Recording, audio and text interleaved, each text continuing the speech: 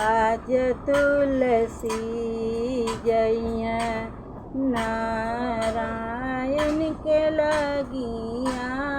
आज तुलसी जइया कब तुलसिया पूजबू हमरे लगिया। कब तुलसिया अबू मोरे लगिया।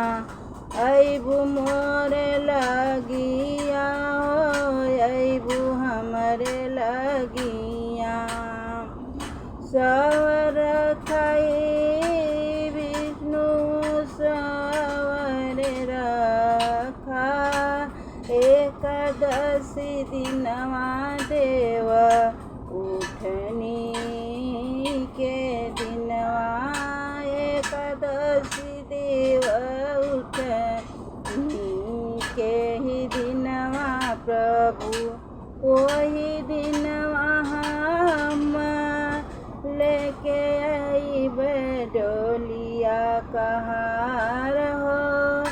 लेके आइब डोलिया कहार हो।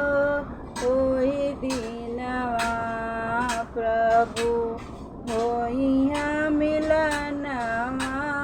वही दिनवा प्रभु होइया मिलनवा।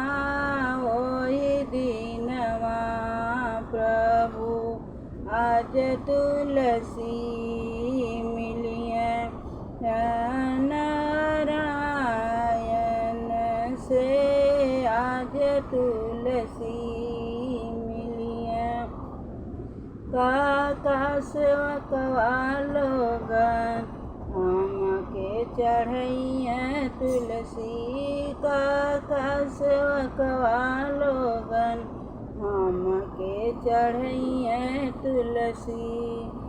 सब कोई अनारस फल फूल फूलवा हो।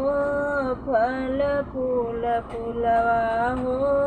वही प्रिय हुआ प्रभु आपके फूलवा हो।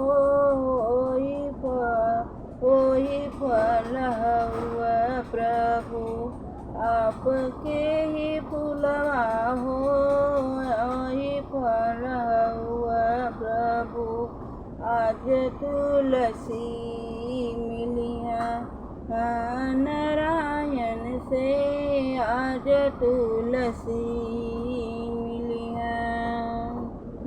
राधे राधे राधे राधे राधे राधे राधे राधे। जय कृष्णा जय श्री नारायण जय